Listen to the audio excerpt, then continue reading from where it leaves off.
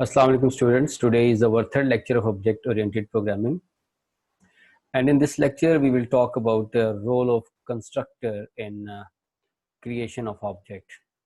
We have started discussion on component of the classes, and in this regard we have discussed the fields in a class, and we have also discussed about the methods in the class. Now today we'll start discussion on the third component of the class, that is constructor. We will also do some coding that will allow you to understand how to write a class and how to create object from that class. So let's start a discussion on constructor. So first of all, we will talk about what is a constructor. Just like other method, constructor is a method, but it is a very specialized method, and it is called automatically when an object is created. It means कि हमें इस object को call करने, इस method को call करने की जरूरत नहीं पड़ेगी, और जैसे ही किसी क्लास का ऑब्जेक्ट क्रिएट होगा ये कंस्ट्रक्टर ऑटोमेटिकली कॉल हो जाएगा. सो ये एक बड़ा क्लियर डिफरेंस है between normal method and a constructor method. So constructor is a very specialized method. In every class that we create in Java, there is a default constructor, and that is automatically called when we create an object. So the purpose of the constructor is to initialize the instance variables of the object. So it is used to instantiate an object. Constructors in Java is a special type of method that is used to initialize the objects. So not only in Java, but in all other languages where a class is written, a constructor acts as a specialized method. And time when this constructor is invoked, it is at the time of creation of object, and at that time this object will be created.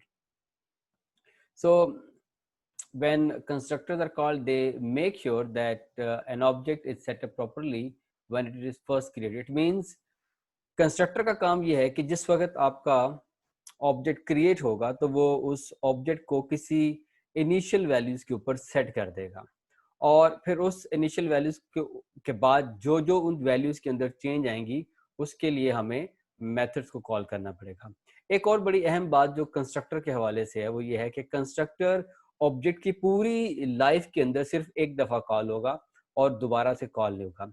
इसकी बड़ी logical reason है कि constructor क्यों एक दफा call होता है. वो रीजन ये है कि कंस्ट्रक्टर का काम है किसी ऑब्जेक्ट को इनिशियलाइज करना, लिहाजा इनिशियलाइजेशन सिर्फ एक दफा होगी. उसके बाद जो भी चेंज आएगी वो उस इनिशियलाइज वैल्यू से कोई नई वैल्यू होगी, यानी कि हम कोई नई वैल्यू असाइन करके उस ऑब्जेक्ट की स्टेट को चेंज कर रहे होंगे. और अगर हम इस चीज को थोड़ी देर के लिए अज्यूम कर लें कि इस कंस्ट्रक्टर को बार बार कॉल किया जा सके, अगर इस चीज को हम सोचें तो हम इस चीज पे इस बात पे पहुंचेंगे कि अगर कंस्ट्रक्टर बार बार कॉल होना शुरू हो जाए तो आपका ऑब्जेक्ट हर दफा उन इनिशियल वैल्यूज पे इनिशियलाइज होगा जिसके ऊपर वो क्रिएट हुआ है, तो ऑब्जेक्ट की स्टेट पे कभी चेंज नहीं आएगा. सो ऑब्जेक्ट की इनिशियलाइजेशन के बाद कंस्ट्रक्टर ने कॉल नहीं होना, और अब अगर आपने उसके अंदर कोई चेंज करना है तो आपको मेथड्स कॉल करना पड़ेंगे. जैसे कि हमने पिछले लेक्चर के अंदर सेट मेथड्स को देखा था, तो जो सेट मेथड है वो मेथड यूज हो रहा था किसी भी ऑब्जेक्ट की स्टेट को चेंज करने के लिए. For example, we were talking about the dog class, and in that class we set the name of the dog, but when the dog was created the name of the dog was null. It means कि constructor ने dog के नाम को एक null value के साथ initialise किया, और उसके बाद फिर जब हमने उस डॉग के नेम में कोई चेंज करना था तो उस चेंज को करने के लिए हमने सेट नेम का मेथड कॉल किया, और उस सेट नेम के मेथड ने उस डॉग की वैल्यू को एक नए नेम के साथ सेट कर दिया. सो अगर आप किसी क्लास के अंदर कंस्ट्रक्टर को डिफाइन नहीं करते तो जावा के अंदर ये फैसिलिटी है कि जावा आपके लिए उस क्लास के अंदर एक डिफॉल्ट कंस्ट्रक्टर खुद से क्रिएट कर देगा, और फिर जब हम उस क्लास का ऑब्जेक्ट क्रिएट करेंगे तो वो कंस्ट्रक्टर ऑटोमेटिकली कॉल हो जाएगा.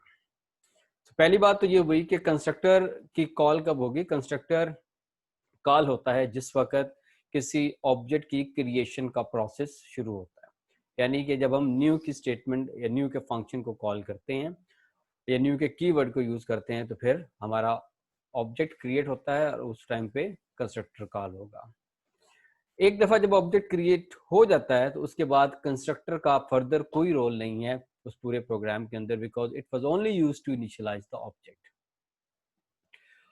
अच्छा, अगर किसी भी कंस्ट्रक्टर की फील्ड्स कंस्ट्रक्टर के अंदर अगर किसी भी फील्ड्स को हम खुद से इनिशियलाइज नहीं करते तो कंस्ट्रक्टर जो है वो डिफॉल्ट वैल्यूज के ऊपर आपकी ऑब्जेक्ट को इनिशियलाइज कर देगा, जो कि प्रिमिटिव के केस में 0 है और नॉन प्रिमिटिव डेटा के केस में वो एक नल वैल्यू है।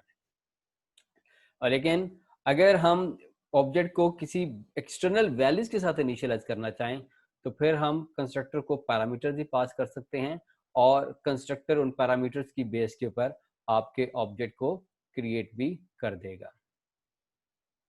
यहां पर एक और इम्पोर्टेंट चीज वो ये है कि कंस्ट्रक्टर का नाम और आपकी क्लास का नाम दोनों सेम होंगे। ये एक वो डिफरेंस है बड़ा क्लियर किस्म का जो कि एक आम मेथड का कंस्ट्रक्टर से है, क्योंकि सिर्फ कंस्ट्रक्टर का नाम वही होगा जो कि क्लास का नाम है, इसके अलावा हम किसी और मेथड को क्लास के नाम से डिक्लेयर नहीं कर सकते। दूसरी चीज, कंस्ट्रक्टर की कोई रिटर्न टाइप नहीं होगी, मतलब कि कंस्ट्रक्टर कुछ रिटर्न नहीं करेगा। और तीसरी अहम चीज ये है कि constructor is always public, because अगर कंस्ट्रक्टर को हमने पब्लिक डिक्लेयर नहीं किया तो फिर उस कंस्ट्रक्टर को हम बाहर प्रोग्राम से कॉल नहीं करते, मीन्स वो कॉल ही नहीं होगा और ऑब्जेक्ट इंस्टेंशिएट नहीं होगा। ऑल्दो कि अगर हम कंस्ट्रक्टर के साथ प्राइवेट का कीवर्ड यूज कर दें तो there is no syntax error at all, लेकिन फर्क ये पड़ेगा कि जब हम उस क्लास का ऑब्जेक्ट क्रिएट करना चाहेंगे तो फिर उस क्लास का ऑब्जेक्ट क्रिएट नहीं होगा। यहाँ पर वही वाली एग्जांपल है जो हमने लास्ट लेक्चर के अंदर डिस्कस की। यहाँ पर आपको नजर आ रहा है कि क्लास डॉग है और उस डॉग की क्लास के अंदर there are these two private fields, और ये हमने पिछले लेक्चर में भी देखी हैं। और इसके अलावा दो मेथड्स है, वो मेथड्स यहाँ पे इस वक्त स्किप किए गए हैं, लेकिन उसकी जगह ये एक और मेथड लिखा है that is called the constructor of the class dog. तो जो बात मैंने आपसे पहले की कि क्लास का नाम और कंस्ट्रक्टर का नाम दोनों सेम होंगे, तो ये यहाँ पे आप देख रहे हैं कि क्लास का नाम भी डॉग है और कंस्ट्रक्टर का नाम भी डॉग है। दूसरी चीज, कोई रिटर्न टाइप नहीं है, और तीसरी चीज इसका जो मॉडिफायर है दैट इज पब्लिक। यहाँ पर हमने नेम और एज को एक्सप्लिसिटली नल और 0 सेट किया, लेकिन अगर मैं इस जगह पर कंस्ट्रक्टर की बॉडी को खाली भी छोड़ देता तो जब इस क्लास का ऑब्जेक्ट क्रिएट होता तो उस वक्त भी आपके डॉग के ऑब्जेक्ट की नेम की वैल्यू ने नल होना था और एज की वैल्यू ने 0 होना था। Okay, now we talk about the types of constructor. Constructors की दो टाइप्स हैं। एक डिफॉल्ट कंस्ट्रक्टर है जिसे हम कहते हैं पैरामीटर लेस कंस्ट्रक्टर आमतौर पर, और दूसरा आपका पैरामीटराइज कंस्ट्रक्टर है। So default constructor it doesn't requires any arguments, और इट मींस कि this is the constructor that have no parameters as we have seen in the previous slide। और अगर वो कंस्ट्रक्टर आप वहां पे ना लिखें तब भी आपकी लैंग्वेज आपके लिए एक डिफॉल्ट कंस्ट्रक्टर क्रिएट कर देगी, और वो default constructor at the time of creation of object use हो जाएगा। तो आगे चल के जब हम एक क्लास लिखेंगे और इस क्लास को फिर हम बिल्कुल टेस्ट करेंगे कंस्ट्रक्टर लिख के, बगैर कंस्ट्रक्टर लिखे, पैरामीटराइज कंस्ट्रक्टर लिख के, और फिर इसके मुख्तलिफ ऑब्जेक्ट बनाएंगे, तो फिर हमें ये बात समझ आ जाएगी कि अगर क्लास में कंस्ट्रक्टर ना भी हो तो एक डिफॉल्ट कंस्ट्रक्टर मौजूद होता है, और अगर हम पैरामीटर लेस कंस्ट्रक्टर लिख दें तो भी वो एक डिफॉल्ट कंस्ट्रक्टर के तौर पे काम करता है। डिफॉल्ट कंस्ट्रक्टर आप पिछली स्लाइड के अंदर देख चुके हैं। पैरामीटराइज कंस्ट्रक्टर एक ऐसा कंस्ट्रक्टर है कि जिसके अंदर वैल्यूज एज एन आर्गुमेंट पास होंगी, और जब हम न्यू का कीवर्ड यूज करेंगे और उसके साथ क्लास का नाम यूज करेंगे तो पहले हमने पैरेंथेसिस को खाली छोड़ा हुआ था, लेकिन जब पैरामीटराइज कंस्ट्रक्टर को कॉल करना है तो उस वक्त आपने उस पैरामीटराइज कंस्ट्रक्टर के उन पैरेंथेसिस के अंदर वो वैल्यूज देनी है जिन वैल्यूज की बेस पे आपका कंस्ट्रक्टर एक नए बनने वाले ऑब्जेक्ट को इंस्टेंशिएट करेगा, उसके इंस्टेंस वेरिएबल को इनिशियलाइज करेगा। जैसे कि गिवन एग्जांपल के अंदर डॉग की क्लास के अंदर डॉग के कंस्ट्रक्टर में दो पैरामीटर्स हैं, एक नेम है और एक एज है। तो हमने नेम और एज की वैल्यू को उन वैल्यूज पे सेट कर दिया जो कि एक्सटर्नली इसको एज एन आर्गुमेंट पास की गई है। यहाँ पे आपको एक नई चीज दिस का कीवर्ड नजर आ रहा है। जब हम इस लेक्चर के एंड पे पहुंचेंगे तो फिर हम इस कीवर्ड के बारे में बात करेंगे कि इस कीवर्ड का क्या रोल है। So student, now we start writing the code of a class and then we will see that how constructor works. So हमने एक नोटपैड ओपन किया है और इस नोटपैड के अंदर मैं एक क्लास क्रिएट करने जा रहा हूं जिस क्लास का नाम है स्टूडेंट, और इस नोटपैड की इस फाइल को मैंने student.java के नाम से स्टोर किया है। So let's start writing the code. Public class student and then we have these parentheses, curly braces in fact. So this is our first class जिसके अंदर पब्लिक का मॉडिफायर भी है, क्लास और स्टूडेंट। एक चीज जो बड़ी इंपॉर्टेंट है वो ये है कि क्लास का जो नाम होगा एग्जैक्टली उसी नाम के साथ आपने जावा की फाइल को स्टोर करना है, और दूसरा ये है कि जिस केस में उसको लिखा है उसी केस के अंदर उसको स्टोर करना है। तो यहाँ पर स्टूडेंट की क्लास में स्टूडेंट का एस बड़ा है और बाकी सारे के सारे लेटर्स छोटे हैं, तो जब आप इस क्लास को स्टोर करेंगे तो फिर student.java में एग्जैक्टली इसी सीक्वेंस को फॉलो करते हुए हम इस क्लास को स्टोर करेंगे। जी, ये क्लास बिल्कुल खाली क्लास है, इस क्लास के अंदर कोई कंस्ट्रक्टर नहीं है और इस क्लास के अंदर कोई फील्ड नहीं है।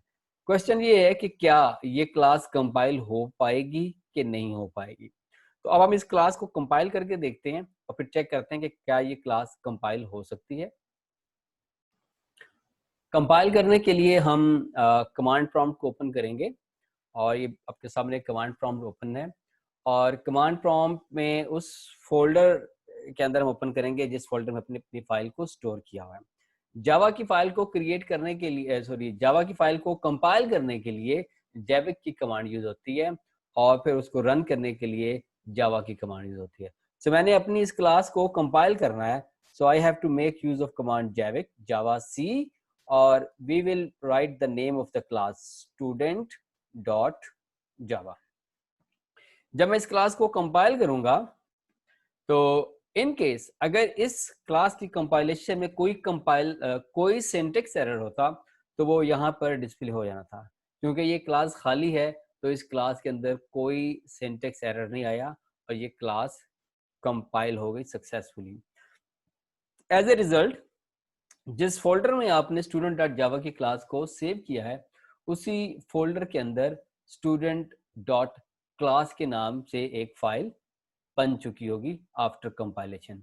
तो अब मैं आपको वो फोल्डर दिखाता हूं जहां पर student.java के बाद student.class की फाइल क्रिएट हो चुकी है।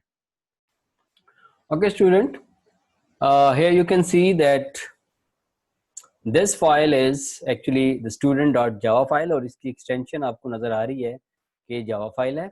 और जब मैंने इस फाइल को कंपाइल किया तो ये फाइल क्रिएट हुई और ये एक क्लास फाइल है, यानी ये इसकी बाइट कोड फाइल है जो जिसने इसको क्रिएट किया। इसी तरह से जब भी हम किसी फाइल को कंपाइल करेंगे जावा फाइल को, और जब वो सक्सेसफुली कंपाइल हो जाएगी तो उसके नतीजे में एक बाइट कोड फाइल बनेगी, that is actually dot class file.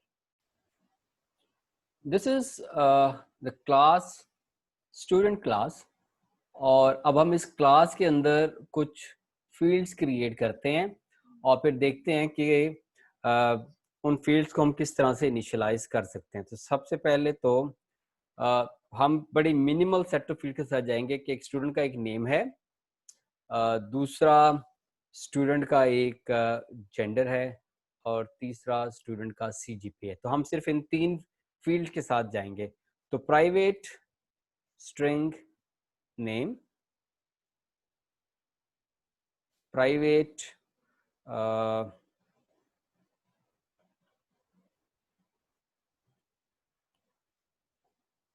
string gender और private डबल CGPA। सो मैंने ये 3 फील्ड्स क्रिएट किए हैं और अभी तक मैंने इस क्लास के अंदर कोई कंस्ट्रक्टर नहीं लिखा। और अब मैं अगेन इस क्लास को दोबारा से कंपाइल करके देखता हूँ क्या ये क्लास सक्सेसफुली कंपाइल होती है कि नहीं होती। तो हम यहाँ पे क्लास को दोबारा से कंपाइल करते हैं।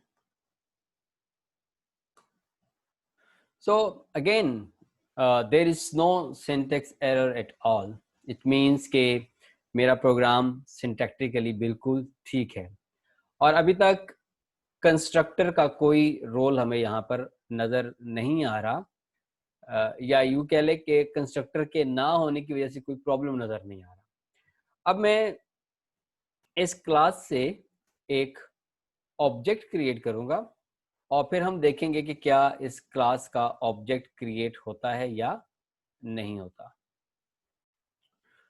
इस क्लास का ऑब्जेक्ट बनाने के लिए हमें एक और क्लास लिखना पड़ेगी जिसे हम आमतौर पे ड्राइवर क्लास कहते हैं, और इस क्लास के अंदर हम एक मेन मेथड लिखेंगे और फिर उस मेन मेथड के अंदर हम ऑब्जेक्ट्स को क्रिएट करेंगे और देखेंगे कि कंस्ट्रक्टर के बगैर और कंस्ट्रक्टर के साथ क्या ऑब्जेक्ट सक्सेसफुली क्रिएट होता है या कि नहीं होता। तो ये एक हमने एक दूसरी फाइल क्रिएट की है और इसका नाम है स्टूडेंट अंडरस्कोर ड्राइवर। तो सबसे पहले तो public class student underscore driver, और हम इस फाइल को यहाँ पर सेव करते हैं।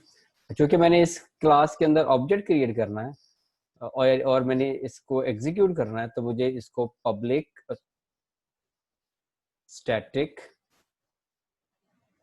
void main string और इस मेथड को कुछ ऐसे लिखना। So this is my main method inside the student underscore driver class। और इस क्लास के अंदर चूंकि मैंने स्टूडेंट का ऑब्जेक्ट क्रिएट करना है, तो student s1 is equals to new student। although कि हमने कोई कंस्ट्रक्टर नहीं लिखा अपनी स्टूडेंट की क्लास के अंदर, के बावजूद ये न्यू की स्टेटमेंट एक डिफॉल्ट कंस्ट्रक्टर को कॉल करेगी। तो अब इस प्रोग्राम को हम कंपाइल करके देखते हैं।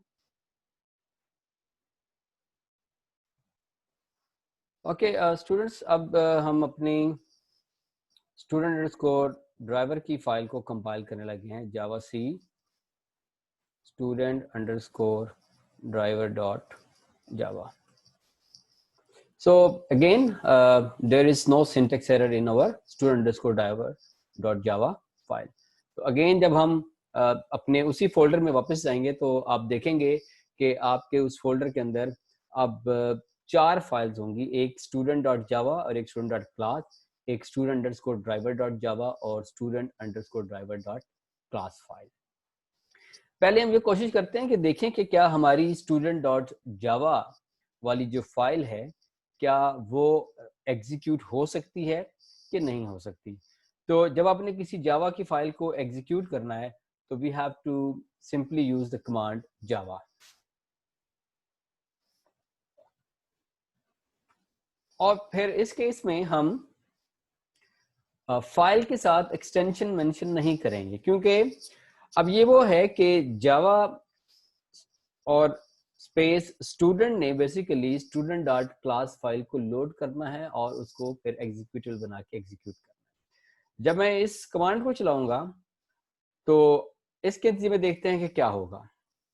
So we encounter an error, जो कि इस चीज की इंडिकेशन है कि स्टूडेंट की फाइल के अंदर मेन मेथड एग्जिस्ट नहीं करता। और ये बात मैंने आपको पहले बताई है कि किसी भी फाइल को चलाने के लिए, एग्जीक्यूट करने के लिए उसके अंदर मेन के मेथड का होना ज़रूरी है, क्योंकि मेन का मेथड चलेगा और उसके बाद फिर वो आपके ऑब्जेक्ट की क्रिएशन को स्टार्ट करेगा।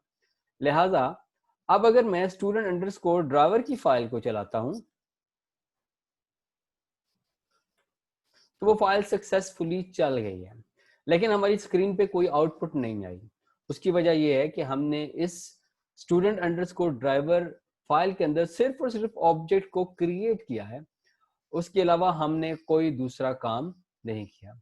अब इस प्रोग्राम से कुछ आउटपुट लेने के लिए पहले हम सिंपल एक प्रिंट की स्टेटमेंट को यूज करते हैं, इस चीज को चेक करने के लिए कि हमारी स्टूडेंट अंडरस्कोर ड्राइवर की फाइल एग्जीक्यूट हो रही है और वो किस तरह से आउटपुट देती है। तो सबसे पहले तो उस फाइल के अंदर जाके चेंज करते हैं और उस चेंज के नतीजे में देखते हैं कि हमें क्या आउटपुट मिलेगी। ओके, जिस तरीके से C++ के अंदर कंसोल पे कोई चीज प्रिंट करवाने के लिए हम सी आउट की स्टेटमेंट का इस्तेमाल करते थे, जावा के अंदर कंसोल पे किसी चीज को प्रिंट करवाने के लिए system.out.println की स्टेटमेंट को हमने यूज करना है। सो ऑब्जेक्ट की क्रिएशन से पहले system.out.println स्टार्टिंग क्रिएटिंग ऑब्जेक्ट, और ये मेरी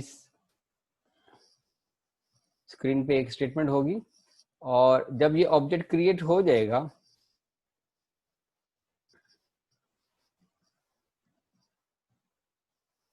तो हम स्क्रीन पे प्रिंट करवाएंगे ऑब्जेक्ट इज क्रिएटेड। सो इस फाइल को मैं सेव करता हूं और अब इस फाइल को हम जाके दोबारा से कंपाइल करते हैं। ओके, जब आपने फाइल को दोबारा से चलाना है तो, और उस फाइल के अंदर जब भी आपने कोई चेंज करना है तो फिर आपको उस फाइल को दोबारा से कंपाइल करना पड़ेगा। सो मैं स्टूडेंट, चलिए पहले हम इस फाइल को बगैर कंपाइल किए चलाते हैं, तो मुझे स्क्रीन पे कोई आउटपुट नजर नहीं। इसका मतलब है कि पुरानी ही क्लास फाइल जो है वो लोड हो गई और उस फाइल ने मुझे वो रिजल्ट दिया जो पहले दिया था। अब इस फाइल को हम दोबारा से कंपाइल करते हैं, so there is no syntax error, और अब इस फाइल को हम चलाने की कोशिश करते हैं। तो then we have output on the screen, starting creating object and object is created. इसका मतलब है कि इसके दरमियान की जो स्टेटमेंट थी वो भी चल गई और हमारा ऑब्जेक्ट जो है वो मेमोरी के अंदर क्रिएट हो गया। अभी तक हमने इस ऑब्जेक्ट के साथ इंटरेक्ट करके नहीं देखा, तो अब आगे चल के इस ऑब्जेक्ट के साथ इंटरेक्ट करेंगे, लेकिन उससे पहले अब हम इस क्लास के अंदर एक दो मेथड्स लिखते हैं जो कि हमें इस क्लास के इंस्टेंस वेरिएबल के स्टेट को रिटर्न करवाएंगे।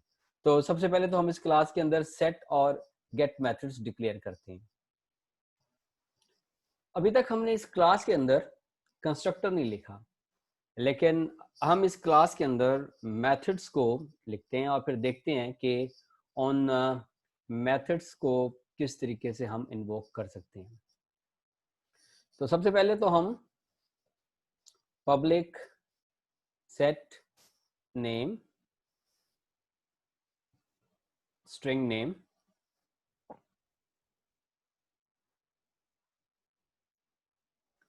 और अभी मैं इस नेम को नेम 1 कर रहा हूँ, फिर बाद में हम इसको चेंज करके फिर उस डिस्क के ऑपरेटर को देखेंगे कि वो कैसे काम करता है। So name is equals to name 1। मैं सिर्फ एक ही मेथड लिखूंगा और उसी मेथड के सेटर और गेटर्स को डिफाइन करेंगे। तो पब्लिक स्ट्रिंग गेट नेम, और इस केस में मैं सिंपल रिटर्न नेम लिखूंगा।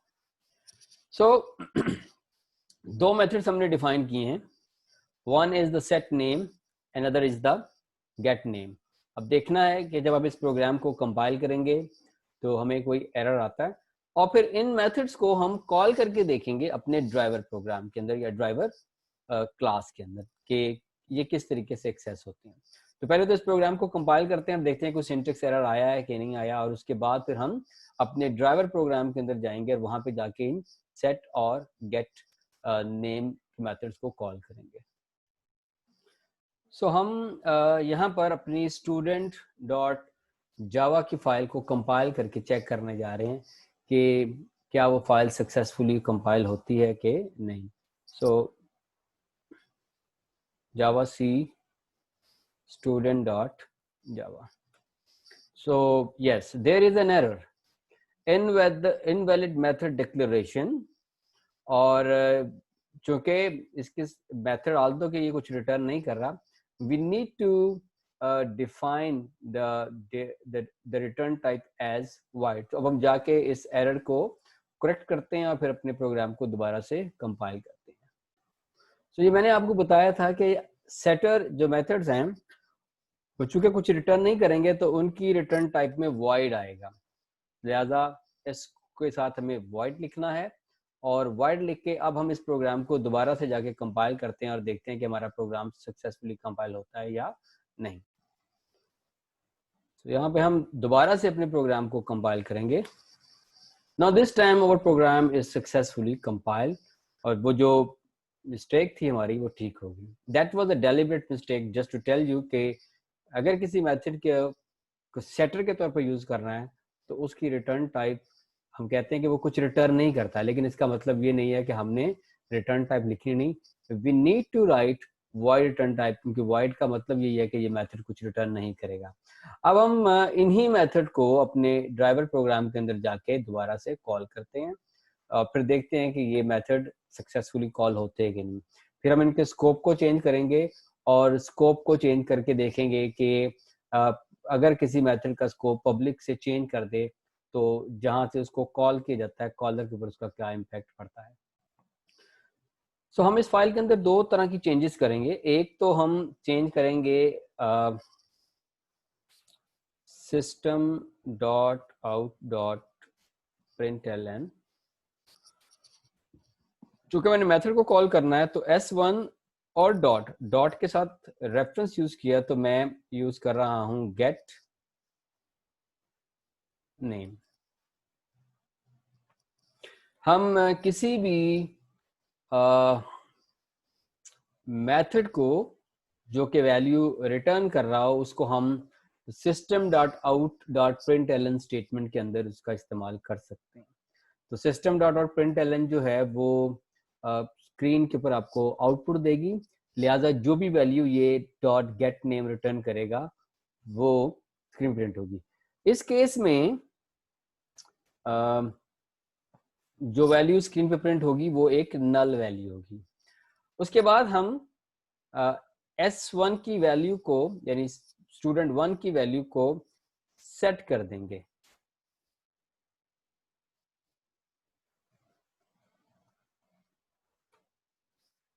So setting the value means that we are changing the state of the object। और इससे पहले जो get name का मेथड कॉल हुआ था वो ऑब्जेक्ट की इनिशियलाइज्ड वैल्यू हमें रिटर्न करेगा। तो इसको मैं दोबारा से नीचे पेस्ट कर लेता हूँ और अब इस प्रोग्राम को मैंने इस फाइल को सेव किया। जो हमारी एक्सपेक्टेड आउटपुट वो ये है कि एक आपको नल वैल्यू मिलेगी, that is the initialised value, और जो दूसरी वैल्यू हमें मिलनी है वो इस की वैल्यू, इसकी चेंज्ड वैल्यू मिलेगी जो कि हमने सेट नेम के साथ चेंज किया है। तो इस प्रोग्राम को कंपाइल करते हैं और फिर रन करते हैं और फिर देखते हैं कि हमें क्या आउटपुट मिलती है। अब हम इस प्रोग्राम को कंपाइल करके देखते हैं यहाँ पर। तो Java C student driver dot Java से हमने प्रोग्राम को कंपाइल किया and there is no syntax error. और अब इस को हम रन करके देखते हैं। Yes, so you can see there are 4 outputs. Starting creating object, उसके बाद ऑब्जेक्ट क्रिएट हुआ विद द डिफॉल्ट कंस्ट्रक्टर और उसने नेम की वैल्यू को नल सेट किया क्योंकि string is a non primitive data type. और मैंने आपसे कहा कि जावा के अंदर जितनी भी नॉन प्रिमिटिव डेटा टाइप्स होंगी उनकी जो डिफॉल्ट वैल्यू है वो नल है। उसके बाद ऑब्जेक्ट इज क्रिएटेड और फिर हमने गेट नेम की वैल्यू गेट की जिसने स्क्रीन के ऊपर नल प्रिंट किया। That was the initialised value. फिर हमने सेट नेम का मेथड कॉल किया और उस सेट नेम के मेथड ने नेम को सेट किया, और फिर जब दोबारा से गेट नेम का मेथड कॉल किया तो उसने हमें उसका चेंज्ड नेम रिटर्न किया, यानी कि जो ऑब्जेक्ट की स्टेट थी with respect to the name वो चेंज होगी फ्रॉम नल टू हातिफ, तो हमें एक चेंज्ड वैल्यू मिली। अब हम एक और चेंज करते हैं और हम देखते हैं कि अगर हम अपने मेथड के साथ जो मॉडिफायर लगाया हमने पब्लिक का, अगर उसको हटा दें तो क्या हमारे प्रोग्राम पे कोई फर्क पड़ता है, और अगर उसको हटा के उसकी जगह कुछ और लिख दें तो क्या हमारे प्रोग्राम पे उसका कोई इम्पैक्ट है। तो ये दो चेंजेस करते हैं और इन चेंजेस के बाद फिर देखते हैं कि हमारा प्रोग्राम हमें किस तरह के रिजल्ट्स देगा। तो यहाँ से मैं अपने गेट नेम के साथ से फॉर एग्जांपल ये वर्ड हम पब्लिक हटा देते हैं और इसको सेव करने के बाद हम दोबारा से कंपाइल करके देखते हैं कि ये क्या करता है। तो इसके साथ हमने मॉडिफायर को हटा दिया है और अब हम इसको कंपाइल करके देखते हैं। तो कंपाइलेशन पे कोई एरर नहीं आया, और देखिए मैंने ड्राइवर क्लास को कंपाइल किया तो ऑटोमेटिकली स्टूडेंट की क्लास भी कंपाइल हो गई, क्योंकि वो क्लास इस फाइल के अंदर यूज हो रही है, तो मुझे उस क्लास को कंपाइल करने की जरूरत नहीं है। लेकिन फिर भी just for your mental satisfaction मैं उस क्लास को अलग से कंपाइल करके दिखा देता हूँ। तो yes, so there is no error at all. अब इस प्रोग्राम को चलाते हैं तो हमारी आउटपुट के ऊपर कोई इम्पैक्ट नहीं पड़ा। आपने देखा कि वही रिजल्ट्स जो आपको पहले मिले थे वही रिजल्ट आपको दोबारा मिले। सो इट मींस के जो पब्लिक का मॉडिफायर है और जो अनस्पेसिफाइड मॉडिफायर है वो ऑलमोस्ट एक ही तरह से काम करते हैं, बट स्टिल जब हम थोड़ा सा आगे जाएंगे तो हम इन मॉडिफायर को थोड़ा और डिटेल के अंदर डिस्कस करेंगे। तो अभी मैं इस मॉडिफायर को चेंज करके एक दूसरा मॉडिफायर लगाता हूँ, फिर देखते हैं कि इसका इम्पैक्ट प्रोग्राम के ऊपर क्या पड़ेगा। सो ये मेरी स्टूडेंट की क्लास है जहां से मैंने पब्लिक का मॉडिफायर हटाया था। Now we write private here, और इसको मैं अब सेव कर रहा हूं, और सेव करने के बाद मैं इस प्रोग्राम को दोबारा से कंपाइल करके देखता हूं कि अब मुझे इम्पैक्ट क्या मिलेगा। तो यहाँ पे हम अपनी स्टूडेंट अंडरस्कोर ड्राइवर को दोबारा से कंपाइल किया। So yes, we encounter an error, और ये वही एरर है जिसकी हमने अपने पिछले लेक्चर में भी डिस्कशन की थी कि अगर हम किसी मेथड के स्कोप को प्राइवेट कर देंगे तो फिर वो वाला मेथड हमें उस क्लास से बाहर नजर नहीं आएगा। सो यहाँ पर जो आपको एरर नजर आ रहा है वो कह रहा है कि get name has private access in student.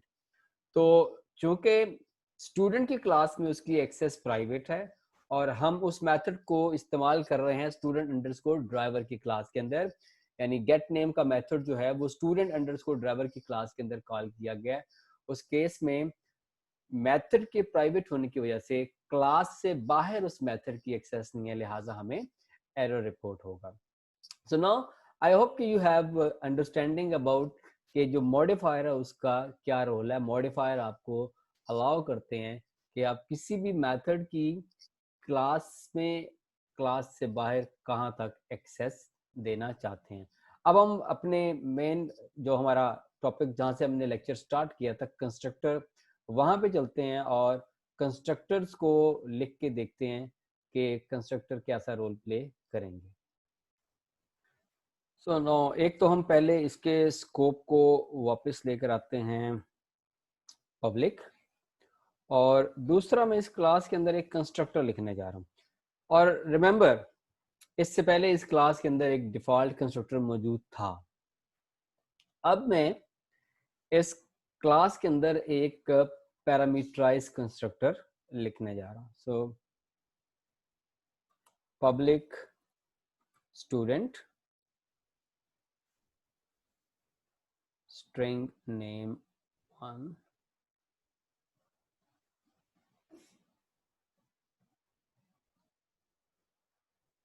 name is equals to name 1। तो इसको मैंने सेव कर दिया और अब अपनी इस फाइल को जाके कंपाइल करना है। इस वक्त इस क्लास के अंदर 3 प्राइवेट फील्ड्स हैं, एक पैरामीटराइज्ड कंस्ट्रक्टर है, एक सेटर मेथड है और एक गेटर मेथड है। There is no parameterless constructor in this class. और हम अपनी ड्राइवर क्लास के अंदर कोई चेंज किए बगैर अब उसको कंपाइल करते हैं और फिर देखते हैं कि क्या वो क्लास सक्सेसफुली कंपाइल होती है। अब मैंने इस वक्त फिलहाल स्क्रीन के ऊपर पिछली सारी कमांड्स क्लियर कर दी हैं। दोबारा से Java C student underscore driver dot Java. तो now we have an error और इस एरर की जरा रीजन देखिएगा। हमने शुरू में ये बात की कि हर क्लास के अंदर एक डिफॉल्ट कंस्ट्रक्टर मौजूद है, लेकिन अब जब हमने इस क्लास के अंदर एक पैरामीटराइज कंस्ट्रक्टर लिखा तो पैरामीटराइज कंस्ट्रक्टर लिखने के बाद डिफॉल्ट कंस्ट्रक्टर जो है वो इनएक्सेसिबल हो गया। सो डिफॉल्ट कंस्ट्रक्टर सिर्फ और सिर्फ उस वक्त तक आपकी क्लास के अंदर एग्जिस्ट करता है जब तक आप कोई कंस्ट्रक्टर खुद से उस क्लास के अंदर ना लिख दें। सो यहाँ पे जो एरर है वो कहता है actual and formal argument list differ, यानी जिस पैरामीटर लिस्ट के ऊपर हमने इस कंस्ट्रक्टर को कॉल किया गया है उस पैरामीटर लिस्ट से मैच करता कोई कंस्ट्रक्टर इस क्लास में मौजूद नहीं है। तो रिमेंबर, अगर क्लास के अंदर कोई कंस्ट्रक्टर मौजूद नहीं है तो एक डिफॉल्ट कंस्ट्रक्टर एग्जिस्ट करता है और वो डिफॉल्ट कंस्ट्रक्टर ऑब्जेक्ट क्रिएशन के लिए कॉल हो जाएगा विदाउट पैरामीटर्स। लेकिन अगर आपने अपनी किसी फाइल के अंदर .java फाइल के अंदर सिर्फ और सिर्फ पैरामीटराइज कंस्ट्रक्टर लिखा है तो उस केस में आपका डिफॉल्ट कंस्ट्रक्टर एक्सेसिबल नहीं रहता, या यूं कह लें कि डिफॉल्ट कंस्ट्रक्टर सप्रेस हो जाता है। और डिफॉल्ट कंस्ट्रक्टर सिर्फ और सिर्फ उस केस में आपको मिलेगा जब कोई दूसरा कंस्ट्रक्टर वहां पर मौजूद नहीं होगा। तो अगर आपने डिफॉल्ट कंस्ट्रक्टर को एक्सेसिबल करवाना है तो इन दैट केस आपको एक पैरामीटर लेस कंस्ट्रक्टर भी लिखना पड़ेगा और एक पैरामीटराइज कंस्ट्रक्टर भी लिखना पड़ेगा। So let's try to remove this error और अब हम एक पैरामीटर लेस कंस्ट्रक्टर लिखते हैं और फिर देखते हैं कि क्या हमें दोबारा से ये एरर आता है। Okay, now we write another constructor, public student। और देखिए मैंने इस कंस्ट्रक्टर के अंदर कुछ नहीं लिखा, इसके पैरामीटर्स भी खाली हैं और इसकी बॉडी भी एम्प्टी है। So it is a parameter less constructor. और अब आपका ये प्रोग्राम जब चलेगा, यानी स्टूडेंट अंडरस्कोर ड्राइवर वाली जो फाइल है उसके मेन मेथड में जो हमने स्टूडेंट का ऑब्जेक्ट S1 क्रिएट किया है, now that object would be successfully created. दोबारा से इस प्रोग्राम को हम कंपाइल करते हैं। सो इस प्रोग्राम को हम यहाँ से कंपाइल करेंगे। So in this case there is no error. तो वो जो पिछला एरर था जिसमें उसने कहा कि जी फॉर्मल और एक्चुअल आर्गुमेंट लिस्ट जो है वो डिफर कर रही है, वो एरर रिमूव हो गया क्योंकि अब आपकी क्लास के अंदर एक ऐसा कंस्ट्रक्टर भी मौजूद है जो कि बगैर पैरामीटर्स के है। सो अब आप जरा स्टूडेंट्स इस बात पर गौर करें कि ये जो दो कंस्ट्रक्टर हमने लिखे हैं ये वो कौन सा कॉन्सेप्ट है जो हमने पिछले लेक्चर के अंदर भी इसको रीट्रेट किया था और हमने उस कॉन्सेप्ट को प्रोग्रामिंग फंडामेंटल के अंदर भी देखा है। जस्ट थिंक, जितनी देर में मैं इस प्रोग्राम को रन करता हूँ आप जरा अपने दिमाग पर जोर दें और सोचें कि ये जो दो कंस्ट्रक्टर लिखे हैं ये किस कॉन्सेप्ट पे जाके मैप हो रहे हैं।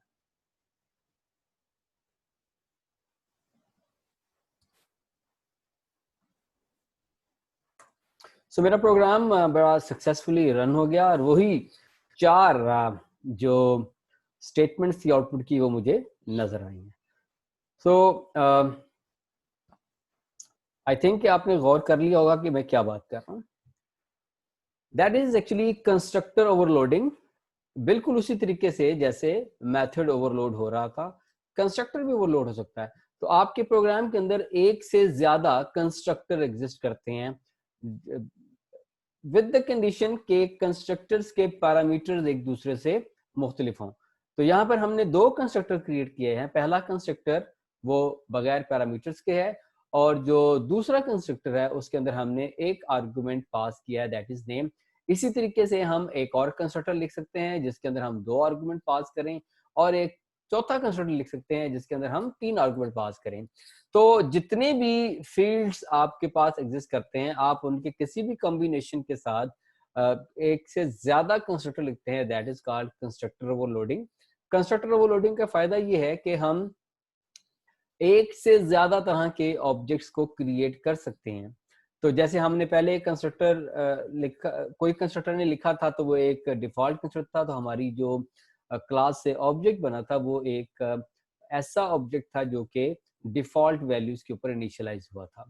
अब हम इसी प्रोग्राम के अंदर चेंज करते हैं और अपने उस पैरामीटराइज कंस्ट्रक्टर को यूज करते हुए देखते हैं कि हमारा जो ऑब्जेक्ट है वो कौन सी वैल्यू बनेगा। बल्कि हम ये करते हैं कि एक ऑब्जेक्ट पहले से है, एक दूसरा ऑब्जेक्ट क्रिएट करते हैं जो कि पैरामीटराइज्ड कंस्ट्रक्टर के ऊपर कॉल होगा, और फिर उसको चला के देखते हैं कि हमें क्या रिजल्ट्स मिलते हैं। एक ऑब्जेक्ट हमने S1 के नाम से पहले बनाया था, और एक ऑब्जेक्ट मैं S2 के नाम से क्रिएट करता हूं, और इसको हम एक वैल्यू पास कर देते हैं, दैट इज अली। सो दो डिफरेंट ऑब्जेक्ट्स इसमें एग्जिस्ट करते हैं, one is S1, other is S2। S1 reference पे जो स्टूडेंट है वो इनिशियलाइज होगा नल वैल्यू के साथ, और S2 रेफरेंस पे जो स्टूडेंट है वो इनिशियलाइज होगा विद द नेम अली। तो दोबारा से हम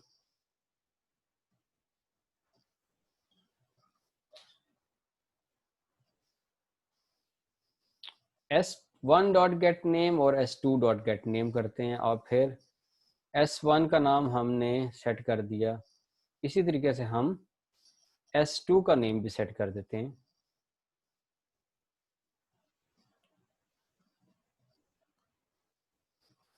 और फिर दोबारा से हम इन नामों को एक्सेस करेंगे।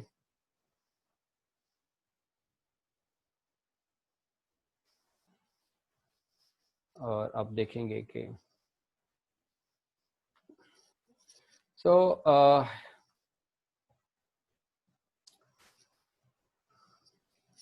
देखिएगा जी, ये एक स्टूडेंट ऑब्जेक्ट है, ये दूसरा स्टूडेंट ऑब्जेक्ट है। तो बेसिकली ये मेमोरी के अंदर दो डिफरेंट स्टूडेंट के रेफरेंसेस पड़े हुए हैं, एक S1 और दूसरा S2। और सारी फील्ड्स हैं, लेकिन हम सिर्फ नेम की फील्ड को शो करते हैं, और इसकी नेम की फील्ड और इसकी नेम की फील्ड, जब ये ऑब्जेक्ट क्रिएट हुए तो इसके अंदर नल था,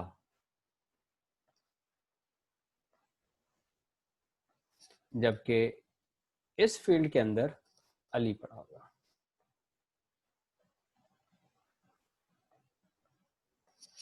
इन दो स्टेटमेंट्स के चलने तक इन दोनों ऑब्जेक्ट्स की जो वैल्यू है वो नल और अली रेस्पेक्टिवली है। लेकिन इस स्टेटमेंट के आउटपुट हो जाने के बाद जब ये वाली दो स्टेटमेंट्स चलेंगी, तो पहली स्टेटमेंट के जो सेट नेम का मेथड है वो कॉल किया गया है S1 के ऊपर, लिहाजा वो इस S1 के नाम को चेंज करेगा और वैल्यू हो जाएगी आतिफ। जबकि जो दूसरा सेट नेम है ये S2 पे कॉल किया गया है, लिहाजा इसकी वैल्यू हो जाएगी असद।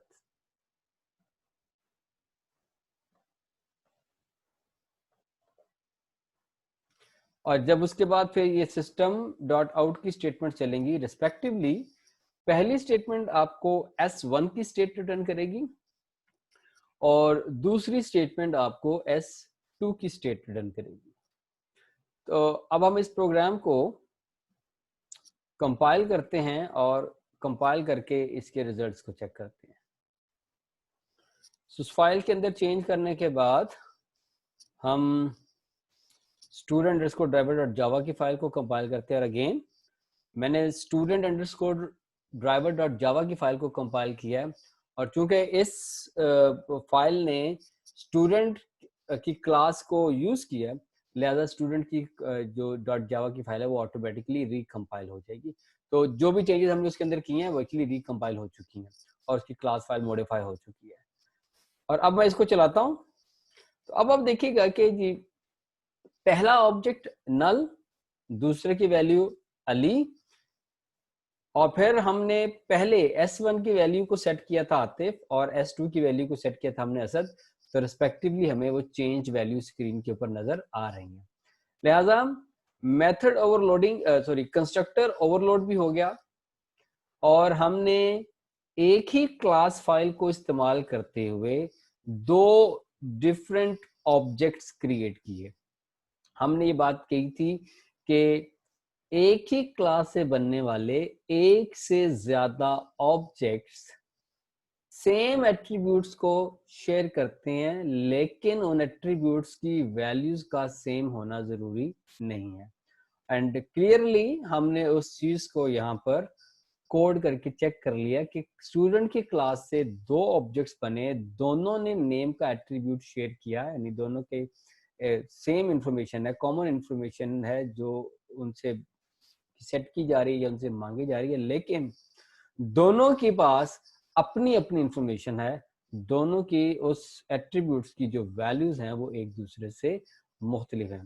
तो इसी तरीके से हम एक से ज्यादा कंस्ट्रक्टर लिख सकते हैं, बल्कि जितने कंस्ट्रक्टर लिखना चाहें लिख सकते हैं, उनको ओवरलोड करेंगे और फिर जिन पैरामीटर्स पे हम कंस्ट्रक्टर को कॉल करेंगे उससे मैच करता हुआ जो कंस्ट्रक्टर आपके क्लास में एग्जिस्ट करता होगा वो कॉल हो जाएगा। और अगर कोई ऐसा कंस्ट्रक्टर एग्जिस्ट नहीं करता जो आपके कॉल किए जाने वाले कंस्ट्रक्टर से मैच ना करता हो, तो उस केस में आपको वही एरर रहेगा कि actual and formal parameters are different. तो अब हम आगे चलते हैं और अपनी डिस्कशन को मजीद कंटिन्यू करते हैं, कुछ और चीज़ें डिस्कस करते हैं कंस्ट्रक्टर के हवाले से। सो स्टूडेंट्स, हम टाइप ऑफ कंस्ट्रक्टर को डिस्कस कर चुके हैं। उसके बाद हमने कंस्ट्रक्टर को की ओवरलोडिंग को डिस्कस भी कर लिया और उसको हमने प्रैक्टिकली देख भी लिया। तो कंस्ट्रक्टर हमने पहले बात कर ली है कि मेथड्स हैं, जिस तरह मेथड ओवरलोड होते हैं वैसे ही कंस्ट्रक्टर ओवरलोड होते हैं और इसको हम यूज़ करते हैं कि हम एक से ज़्यादा तरह के अगर ऑब्जेक्ट्स को क्रिएट करना चाहते हैं फ्रॉम द सेम क्लास, तो फिर हम कंस्ट्रक्टर को ओवरलोड करेंगे। एक और अहम बात जो हमने डिस्कस करनी है वो है कीवर्ड दिस और उसके इस्तेमाल के ऊपर। दिस का कीवर्ड जो है that is a reference to the current object. और करंट ऑब्जेक्ट कौन सा? दिस उस ऑब्जेक्ट को रेफर कर रहा है जिसके ऊपर अभी हमने मेथड को कॉल किया। For example s1 dot set name, तो इस सेट नेम का मेथड हमने s1 पे कॉल किया, तो जब हम इस दिस के कीवर्ड को सेट नेम मेथड के अंदर यूज करेंगे तो ये उस वक्त स्टूडेंट s1 को रेफर कर रहा होगा। तो दिस के कीवर्ड को हम कंस्ट्रक्टर के अंदर इस्तेमाल करते हैं, दिस के कीवर्ड को हम मेथड्स के अंदर यूज करते हैं, और जब हम एक मेथड को कॉल करेंगे सेम क्लास के अंदर तो तब हमें दिस लगाने की जरूरत नहीं है, वो कंपाइलर खुद से कर लेता है। एक और इम्पोर्टेंट जो काम दिस के कीवर्ड का है वो ये है कि अगर आपके आर्गुमेंट के अंदर जो वेरिएबल्स का नाम है वो और आपकी क्लास की फील्ड के जो नाम है अगर वो सेम हो तो इस नेमिंग कॉन्फ्लिक्ट को रिजॉल्व करने में दिस का कीवर्ड एक रोल प्ले करता है। जब मैंने इस लेक्चर के स्टार्ट में क्लास लिखना शुरू की थी तो सेट नेम के मेथड में और कंस्ट्रक्टर के अंदर मैंने डेलिबरेटली नेम को नेम 1 रखा था। अब हम उस नेम 1 को नेम रखते हैं और फिर देखते हैं कि अगर हम दिस का कीवर्ड यूज ना करें तो क्या हमारी आउटपुट पे कोई फर्क पड़ता है, और फिर उसके बाद हम देखेंगे कि अगर उस आउटपुट पे फर्क पड़ा है तो वो किस तरह का फर्क है और दिस का कीवर्ड उस चीज को एलिमिनेट करने में या उस प्रॉब्लम को ओवरकम करने में किस तरीके से हेल्प आउट करेगा। तो वापस चलते हैं अपने कोड के अंदर और उस कोड के अंदर जाके हम ये मॉडिफिकेशन करते हैं। तो अब हम अपनी इस फाइल से यहाँ से नेम को हटाते हैं, 1 को हटाते हैं, यहाँ से भी 1 को हटाते हैं और सिमिलरली इस नेम में और इसके अंदर हम हटा देते हैं। सो मैंने इस फाइल को सेव किया। अब देखें कि मेरे आर्गुमेंट के अंदर जो वेरिएबल का नाम है वो और मेरी क्लास के जो वेरिएबल्स हैं उनका नाम, यानी जो एक फील्ड हमने यूज किया नेम, वो दोनों सेम है। अब दोबारा से हम इस प्रोग्राम को फिर से कंपाइल करते हैं और देखते हैं क्या हमें वही रिजल्ट्स मिलते हैं जो पहले मिल रहे थे कि या वो रिजल्ट पहले से मुख्तलिफ है। तो इस प्रोग्राम को कंपाइल करते हैं और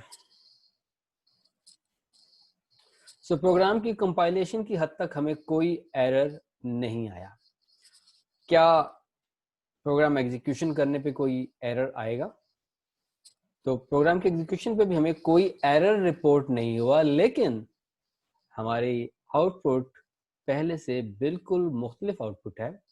हमें ऑब्जेक्ट की वैल्यूज नल मिल रही हैं, आल्दो के हमने अपनी student_driver.java फाइल में कोई चेंज नहीं किया। तो क्या आप गेस कर सकते हैं कि ऐसा क्यों हुआ? एक चीज जो हम प्रोग्रामिंग फंडामेंटल के अंदर भी डिस्कस करके आए हुए हैं, वो चीज ये थी कि अगर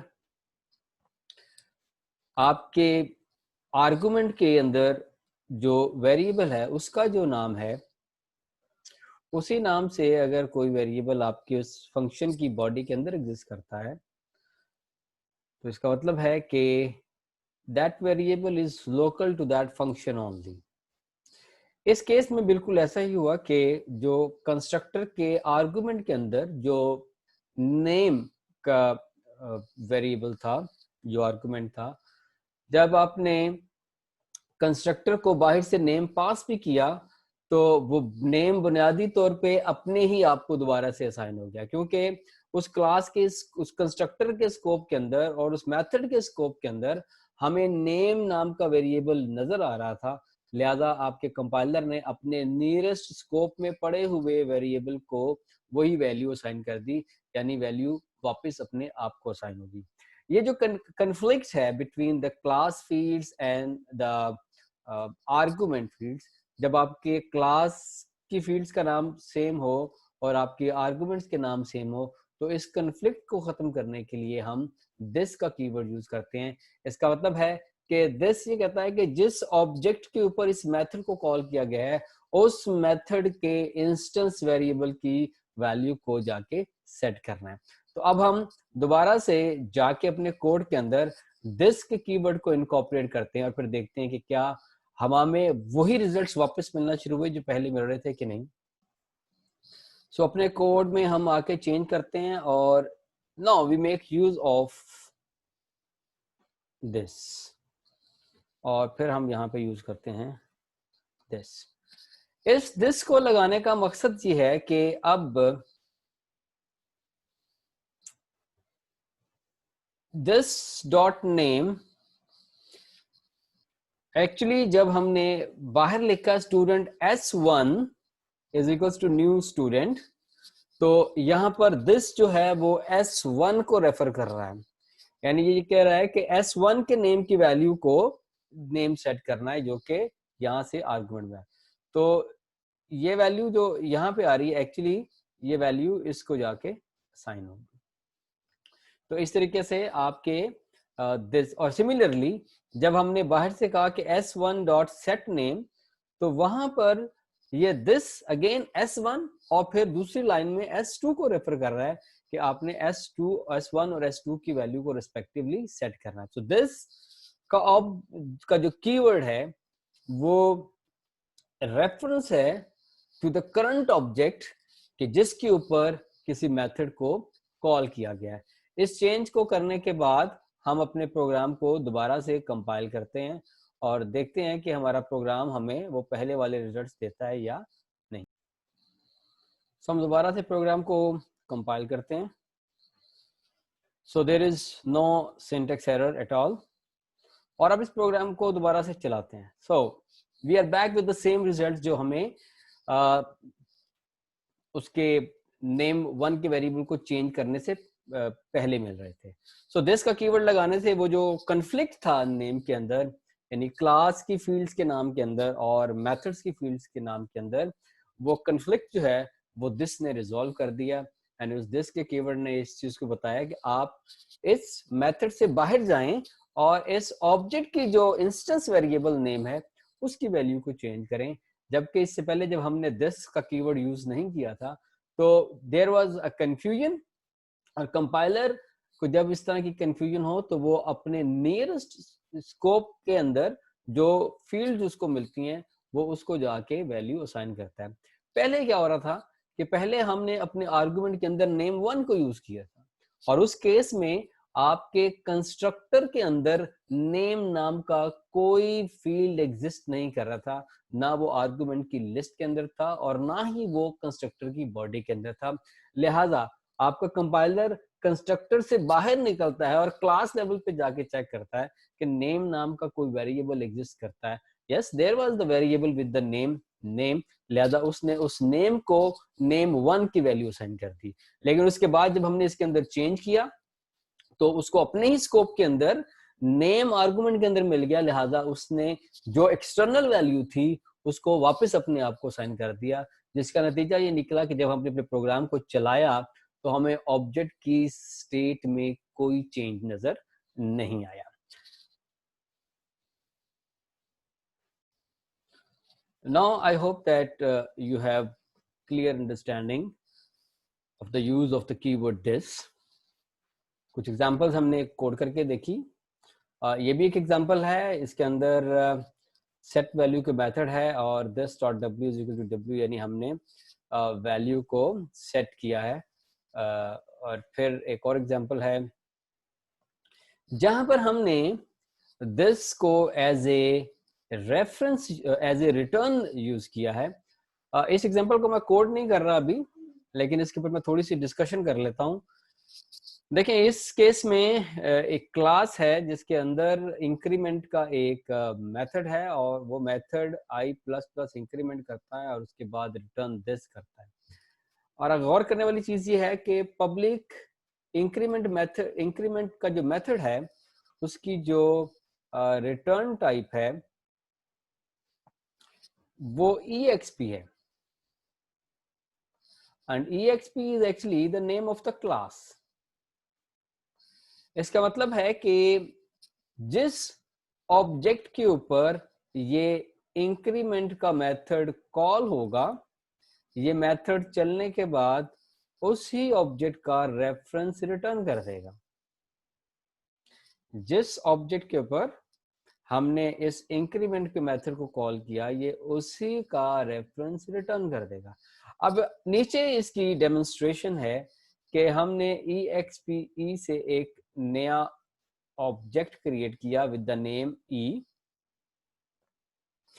तो e डॉट इंक्रीमेंट ये मेथड सबसे पहले कॉल होगा, और जब ये मेथड कॉल होगा तो एक्चुअली i की वैल्यू 0 से चेंज होके ++1 हो जाएगी, और फिर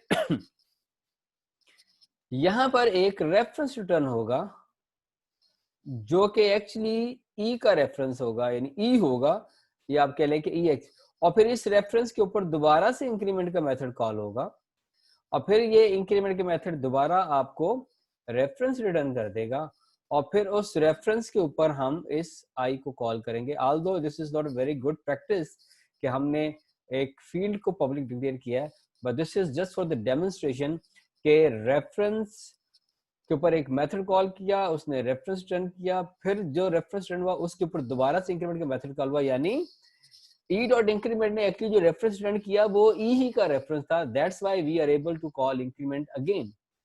और फिर उसके बाद हमने उसके ऊपर इस फील्ड को डायरेक्टली कॉल किया और उसने मुझे उस फील्ड की वैल्यू को रिटर्न करवा दिया।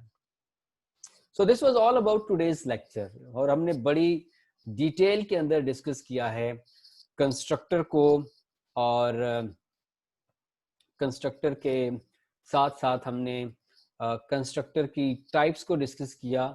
फिर इसके साथ हमने डिस्कस किया कि अगर आपके प्रोग्राम में, आपकी क्लास के अंदर कोई पैरामीटर, कोई कंस्ट्रक्टर एग्जिस्ट ना करता हो, तो एक डिफॉल्ट कंस्ट्रक्टर हमेशा से एग्जिस्ट करता है, और उस डिफॉल्ट कंस्ट्रक्टर के साथ हम ऑब्जेक्ट्स को क्रिएट कर सकते हैं।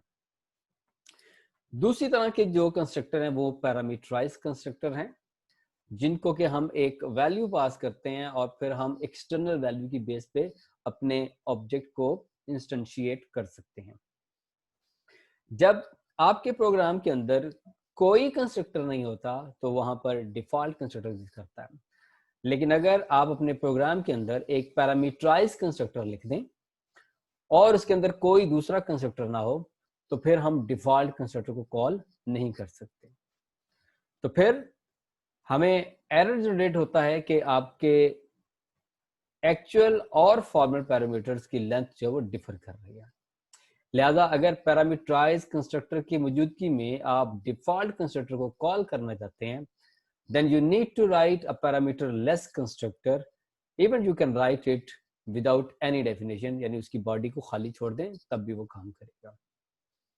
ये जो काम था जिसमें एक कंस्ट्रक्टर के बाद हमने दूसरा कंस्ट्रक्टर लिखा, that is called constructor overloading.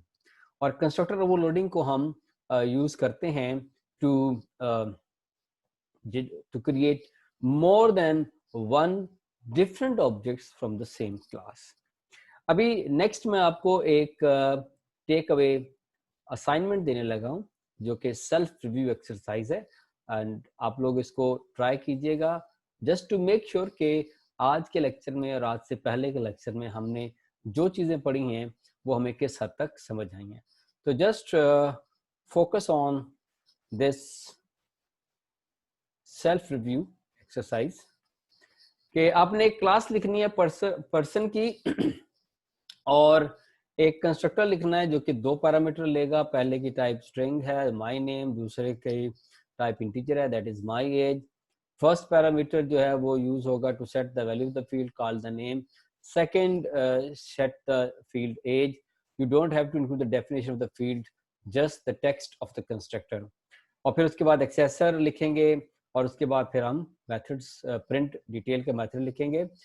थोड़ी देर के लिए के ऊपर पूरे इस सेल्फ रिव्यू एक्सरसाइज पे गौर करें और इसको फिर आप लिख के कोड को चला के और रन करके टेस्ट करें टू टेस्ट कि how much we have learn in this lecture.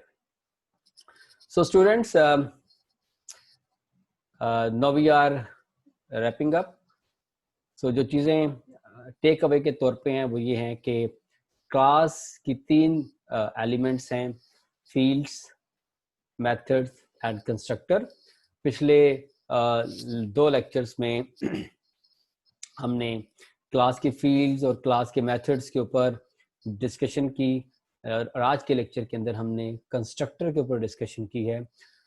और कंस्ट्रक्टर को हमने बहुत ज़्यादा डिटेल के अंदर डिस्कस किया और हमने फिर इसको प्रैक्टिकली करके भी देखा कि कंस्ट्रक्टर को किस तरह से लिखा जाएगा और कंस्ट्रक्टर के अंदर जो हम चेंजेस करते हैं उसके नतीजे में हमें रिजल्ट्स क्या मिलते हैं।